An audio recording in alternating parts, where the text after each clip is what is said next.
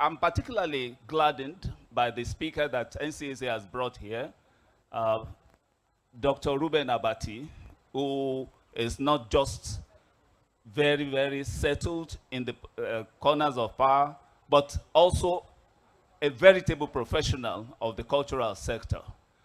As Good evening, Your Excellencies. Good evening, ladies and gentlemen. Good evening, my colleagues from the media. Well, I have a dilemma now. I've been told that, we don't expect that the conversation will go on and on and on because the conversation is supposed to continue even after this forum. So I'm going to struggle to just touch the key points and then draw attention to some key highlights of my presentation. Let me begin by thanking the National Council for Arts and Culture for inviting me as keynote speaker at this occasion. The Investment Forum of the National Arts and Crafts Exposition, which is designed to promote collaboration among creative artists, their works and talents, and also to showcase the quality and value of creativity across the associated value chains.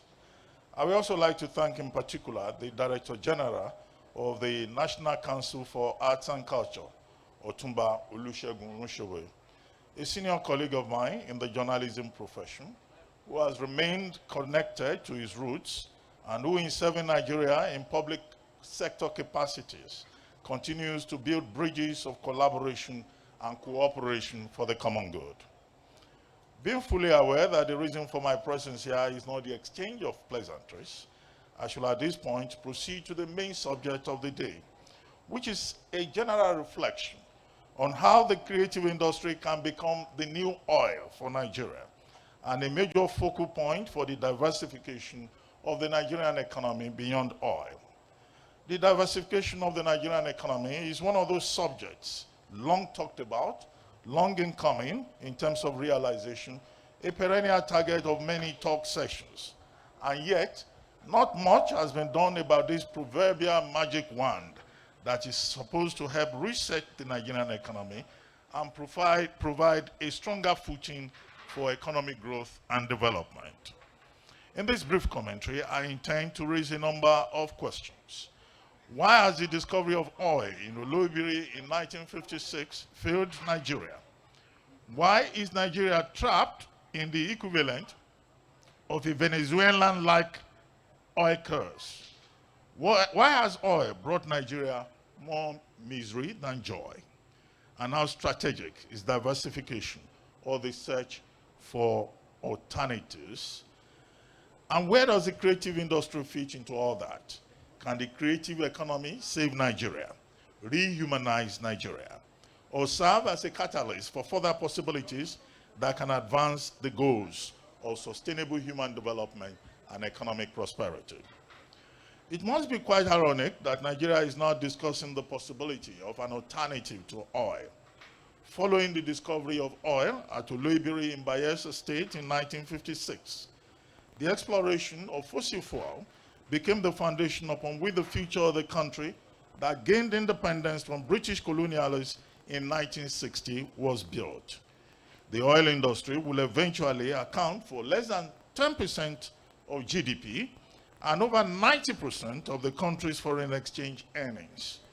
The oil boom of the 70s put Nigeria in such a situation that with the Naira practically at par with the strongest economies in the world, Nigerians at some point boasted about how money was not Nigeria's problem, but how to spend it. With oil revenues soaring and Nigeria basking in the glory of being one of the world's largest producers of crude oil, and with petrodollar rolling in, the country gradually became lazy. As of 1960, agriculture accounted for the bulk of the country's revenue. Under the 1960-1963 constitutions, which placed emphasis on fiscal federalism, each region of the country developed at its own pace and contributed to the federal pool. The North could boast of granite pyramids, leather, gold, and other mineral resources.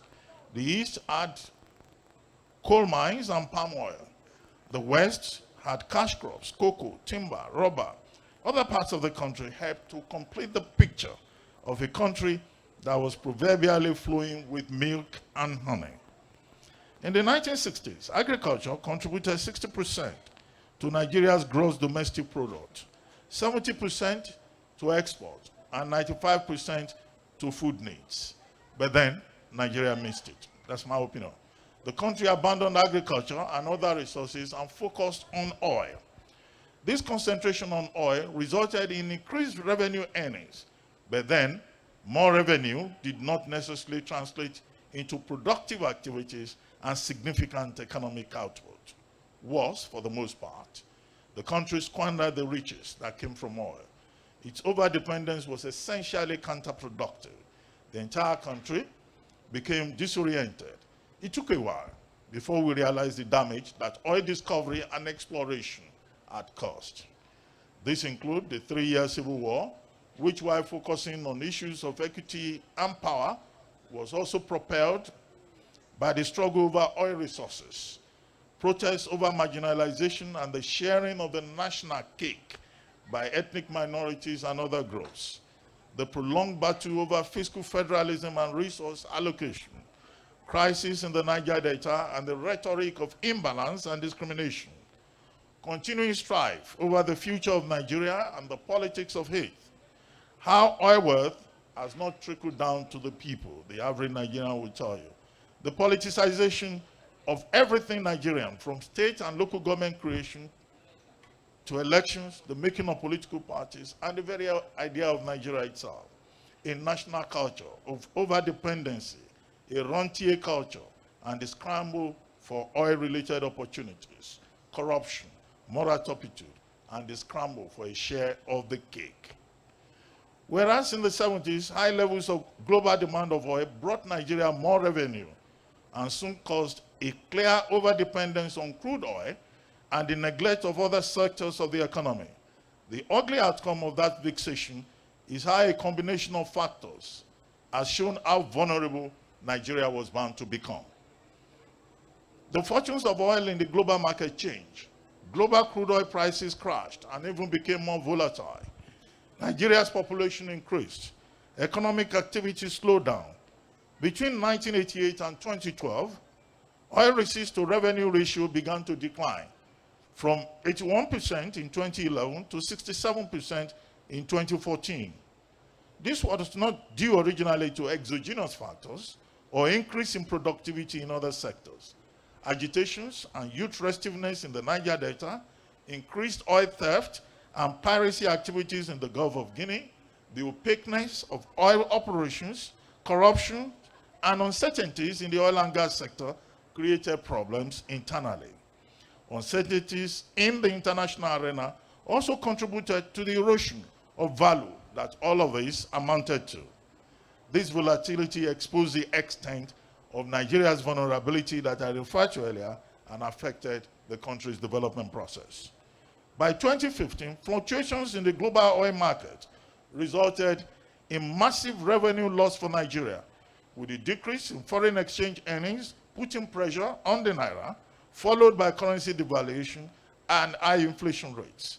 Between 2015 and 2017, there was very little growth. The country soon slipped into a recession.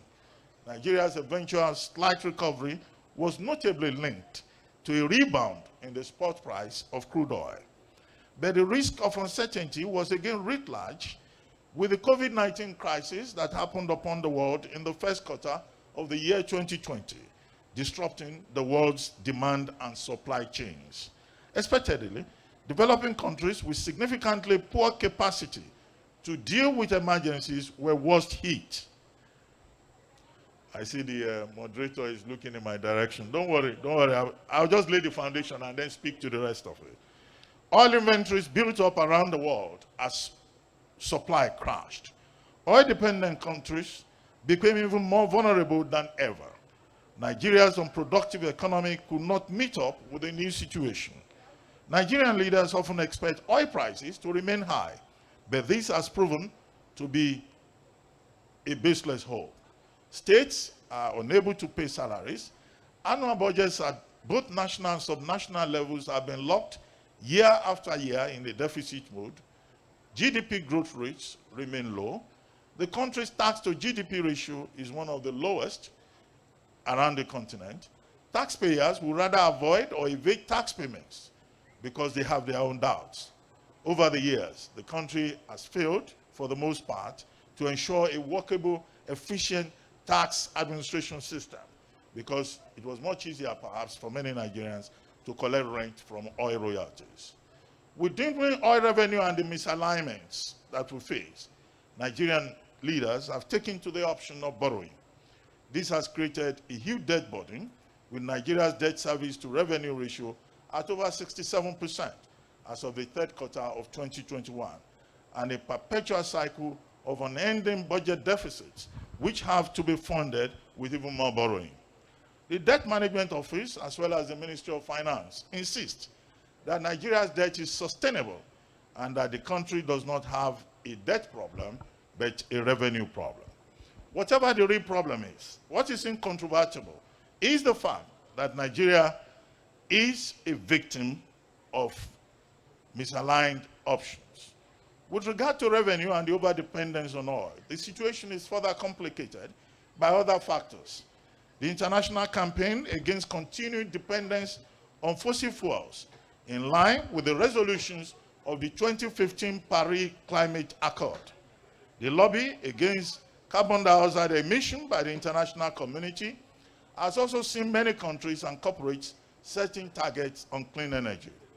The discovery of shale oil, the focus on the electric car, the global energy transition mix have altogether reduced the demand for Nigeria's Brent crude. The discovery of oil in many other places across Africa means that there is even greater competition for oil. The convenient argument that the energy transition may take the next 50 years and that there is no need for countries like Nigeria to panic is at best self-serving. What happens after 50 years and maybe oil prices fall and do not rebound, or the world may have gone through such structural changes that do not prioritize fossil fuel? It is noteworthy that successive Nigerian governments, experts, consultants, and pundits alike had realized long before now, indeed since the 70s, that Nigeria's monoproduct economy and dependence on oil was unsustainable, and hence there has been much talk about the diversification of the economy. Diversification has also been variously proposed as a way out of the country's economic crisis. Virtually every sector of the Nigerian economy has its own issues. Oil wealth has not been beneficial to the average man who daily has to deal with the challenges of insecurity, poor infrastructure, unemployment, and hunger. It is against this background that the question has been posed. How can Nigeria move beyond oil and diversify? What are the best kind of strategies that will help boost Nigeria's GDP? Diversification is about developing other centers of development within the economy to generate alternative sources of revenue. It will protect the economy against the risks and uncertainties of a monoproduct economy. The diversity that is achieved will help to create jobs, expand the economic base, make the economy more competitive, and protect the future of the economy as value is optimized. There have been many recommendations as to how this can be achieved, with specific emphasis on agriculture and solid minerals, manufacturing, trade, technology, entrepreneurship, and the growth of non-oil exports. The efforts that have been made in this regard may not have made any significant difference, in part because of poor infrastructure, and more importantly, the failure to develop the relevant skills set, expertise, and invest adequately in education and opportunities for the younger generation.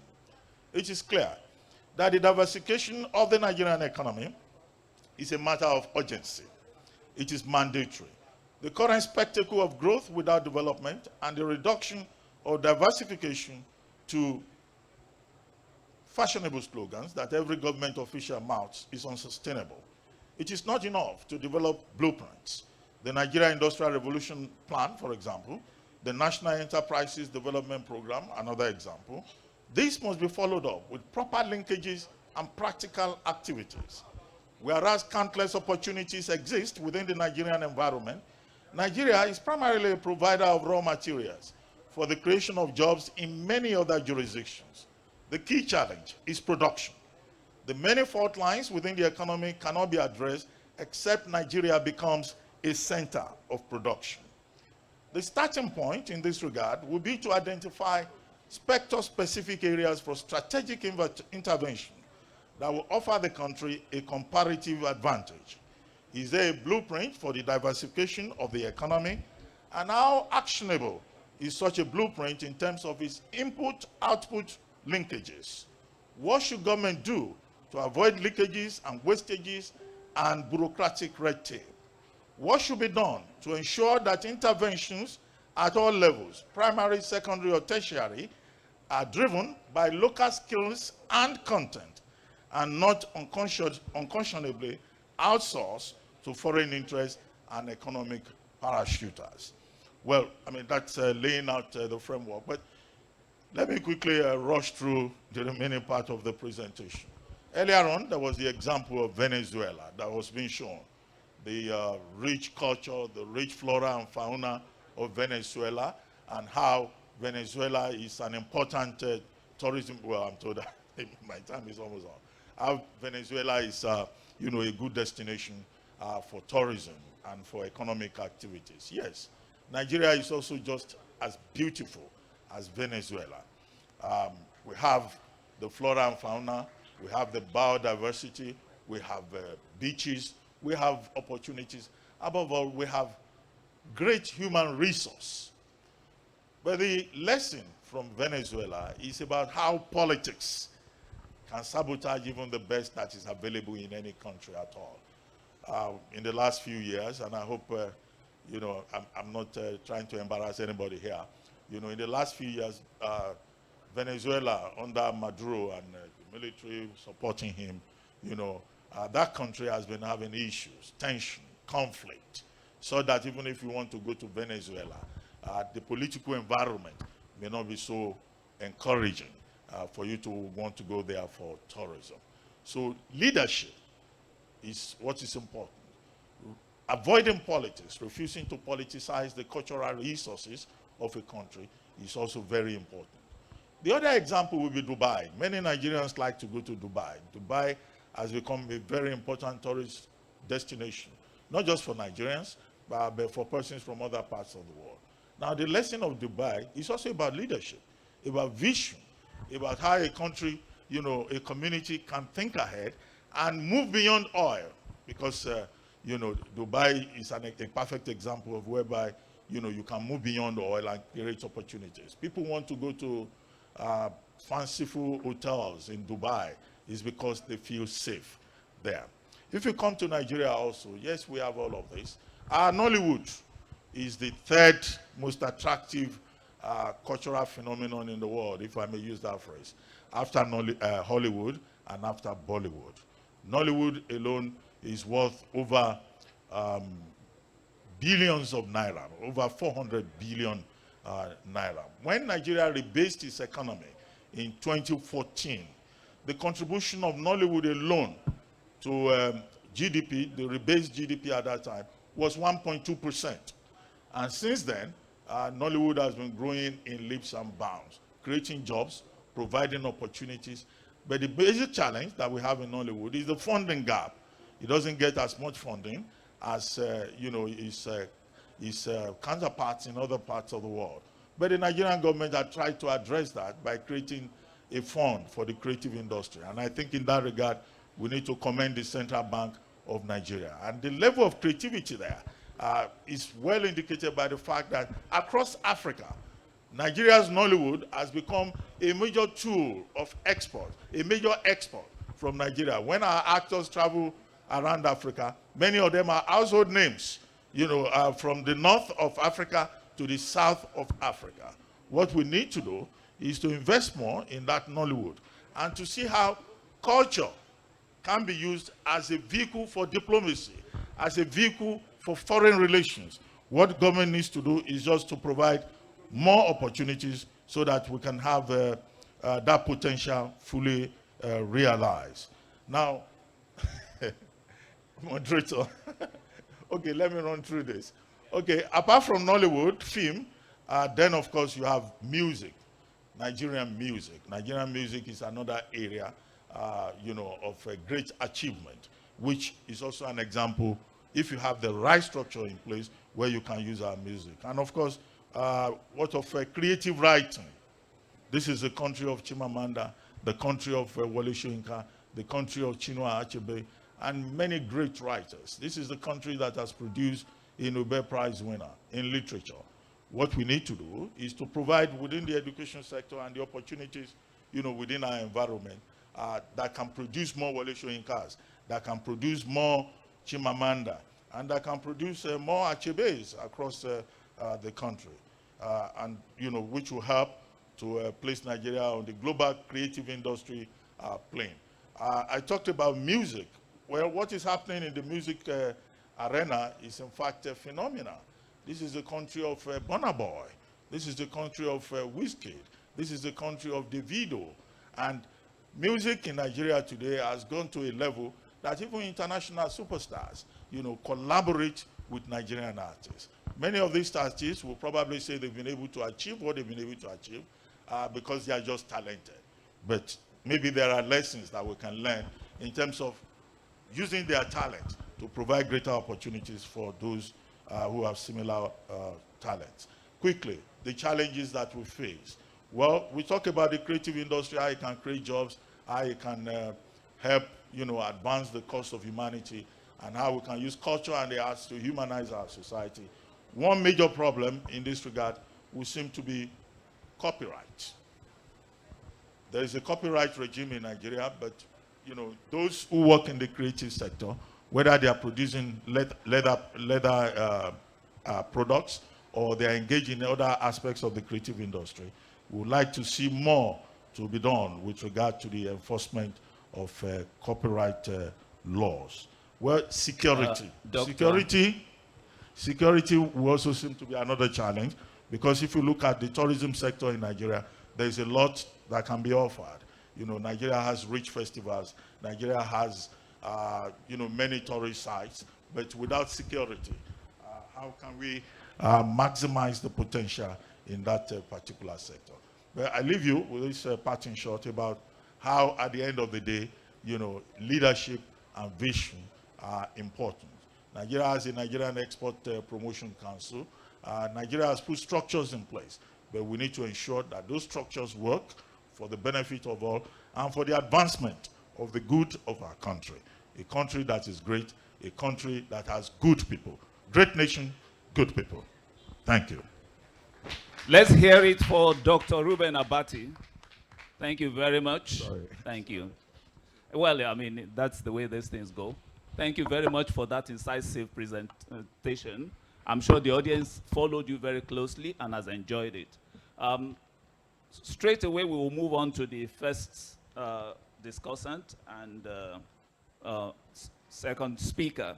I think I will give it to the woman. Okay, so let's have you. Are you going to stand there or you prefer to sit here? Whichever. So let's hear it for Mrs. Mitaire Evelyn Edonsowan, please. An applause for her, please. Encourage her, let her. Thank you very much. It's going to be a much shorter presentation than that last one. Good evening, our DG, NCAC, and distinguished guests. I have a very short time, so I'll just share my thoughts quickly. The topic is beyond the oil economy, and I'm a fashion designer, and I'm from the creative industry. So first and foremost, the global fashion industry was faced with substantial disruption due to the COVID-19 pandemic. Many designers and tailors had to diversify from making apparel during the lockdown to producing designed face masks, protective personal equipment, that's PPE, and scrubs, that's for the hospitals. The fashion industry, which is made up of fashion designers, hair stylists, accessory designers, footwear designers, etc., engage retailers, multinationals, producers, publishers, and more. The industry, as one of the branches of the creative industry, has immense potential in contributing to the GDP of Nigeria. With a huge population of 200 million Nigerians, this industry can generate massive employment and revenue for the nation through local consumption and export. As a trained fashion designer, I have evolved in this business of fashion at various levels: bespoke tailoring, ready-to-wear, and now majoring on production of uniforms and workwears for schools, hotels, and etc., those who wear such uniforms. I am also part of the African Fashion Hall of Fame, which promotes made in Nigeria apparels and textile, training and inducting people like Mrs. Okonjo-Iweala for her patriotism in Nigerian products. We face a lot of challenges in the fashion industry, and one of the major challenges for us in the manufacturing industry is power. Like any other manufacturing company, we experience very poor power supply, which is crippling the operations of the industry. Generating our own electricity sucks up most, if not all, of our profits. This is very frustrating, causing defaults in meeting schedules.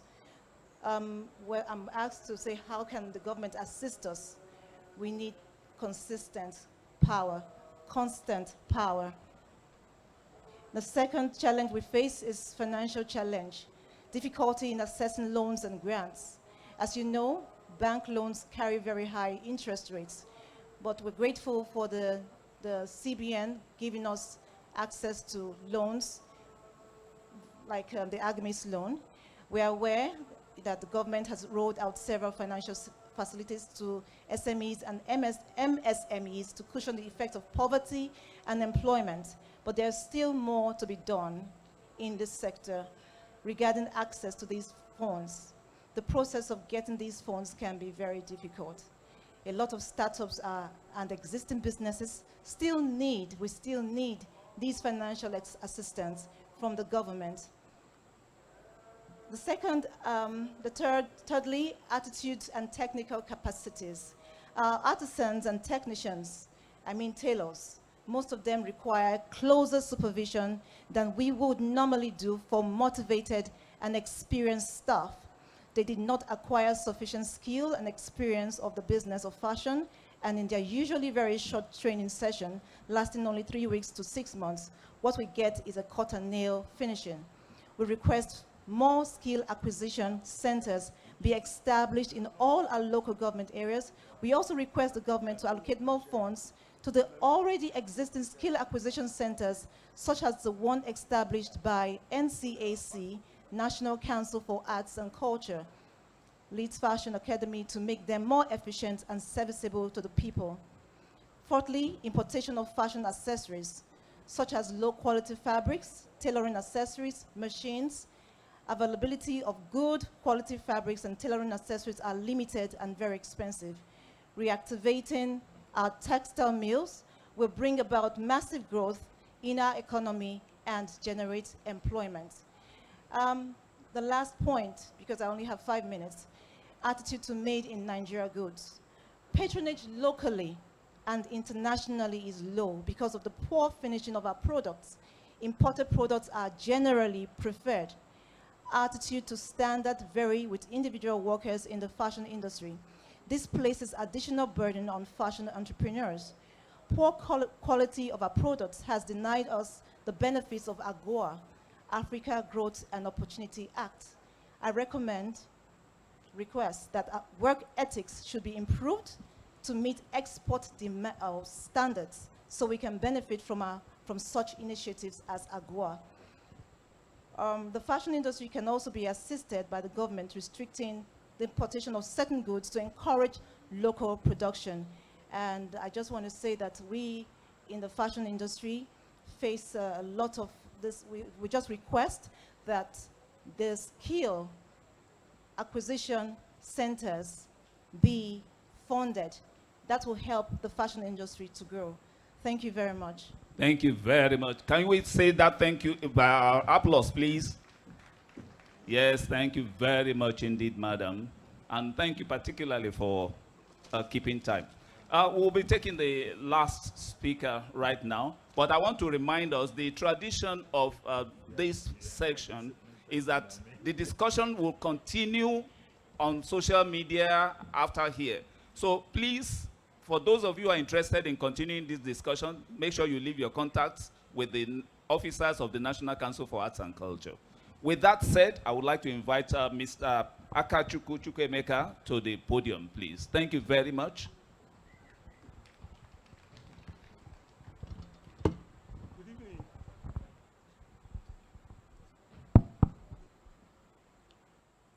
Good evening, DG, National Council for Arts and Culture. Good evening, distinguished guests. I will be speaking from my position as a studio artist living in Abuja here. And since I have 5 minutes, I will read through my paper so that we can continue. I'm honored to be here as a discussant in this topic, beyond the oil economy, the creative industry as a diversification option for Nigeria. And as a studio artist that says in Abuja, I will say that creative industry engages the productive population of the society, especially the young people. And they need a lot of grants and support to continue to engage these young people so that their energy will be channeled positively. I will approach this topic from the perspective of a former secretary of Society of Nigerian Artists, Abuja chapter, taking cognizance of our efforts in engaging the middle class and the working class through our creative process. This is because the economy can only be said to be good when the working class and the middle class families are living comfortably. When we talk about creative arts, a lot of people think about the elite, big galleries, auction houses, and dollars. Few people pay attention to the positive impact of younger generation of Nigerian art collectors and the effect of their patronage to artists, the middle class and the working class, like the carpenters that work in framing houses, or those that are self-employed, making stretchers for artists. The local women that source for dye that we use in dyeing our clothes. And the local women too that prepare clays that is used by ceramic artists and sculptors. We remember this, we talk about the shop material owners, the gallery attendants and the cleaners, the security men that work in these galleries. Each of these group of people has at least 2 dependents, and the income they make from being part of the process of art making supports the economy on the grassroots level. The same way the oil economy trickle down to the Okada riders, taxi drivers, truck drivers, is the same way the visual art economy trickle down to the carpenters, the timber shop owners, the dye sellers, the dispatch riders of courier companies that transport our works all over the country for exhibitions, auctions, and private sales.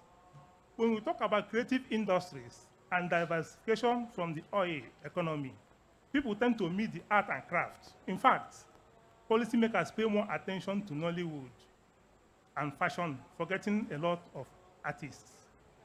Like Dr. Reuben just talked about Nollywood and music, and he never mentioned visual artists. We always forget that every other sector of the economy needs the artist, either as graphic artists in advertising firms, design creators and illustrators in aircraft or car manufacturing companies, and fashion houses. In fact, most of the cars you see on our roads today start their journey from the artist's drawing book. The adverts you see on television pass through the storyboard of the artists that work in advertising firms. Now, how do we factor in visual art in our economic diversification program? First, we have to look at the revenue that comes through visual art. Then we can talk about how the government can harness the potentials of the sector. As artists, as I mentioned earlier, our income is distributed among the various categories of citizens, which directly or indirectly boost the economy. When artwork is sold, the galleries or auction houses or the middlemen takes a commission. From that commission, they pay their staff, maintain the gallery, and pay taxes or rates, as the case may be. If the artwork was sold outside the country directly by the artist, the money is sent in dollars most of the time and passed through the banks. The artist goes to the bank, collects the money, and heads to the Bureau de Change to get a better rate. The Bureau de Change operator plows the money, the dollars, back into the economy by selling it to business people who need it to import goods or parents who need to pay school fees.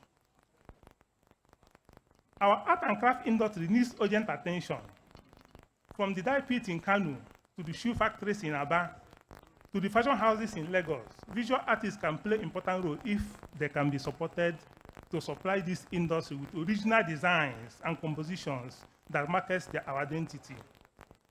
We have seen the documentaries of how they put prints in their clothes. We can also do that when artists bring original designs and put it in a way that they will market our fashion. Visual art draw tourism, and is where hotels, immigrations, and customs come in. If the government can organize these people, the immigration, custom, and the artists, to find a way of bringing in tourists, making it easy for tourists to come into the country, to buy works and take them outside the country, we will see that at the end of the day, the taxi drivers, the hotels, and the restaurants will be in a better position to support their families and boost the economy. Thank you. Thank you very much. A round of applause for him, please. Well, thank you very much, the audience. Can I hear a round of applause for yourselves, because you've been wonderful as well. Like I said, the tradition here is that we recognize this as a never-ending discussion. So please make sure that you make contact with the National Council for Arts and Culture on their website and their social platform media so that this engagement can continue. The Dr. Abati, thank you very much. Mrs. Edo-Sanwan, you're most welcome. And Mr. Chukwuemeka, thank you very much. On behalf of this wonderful audience and the National Council for Arts and Culture, I want to thank you very much for being here. Thank you very much.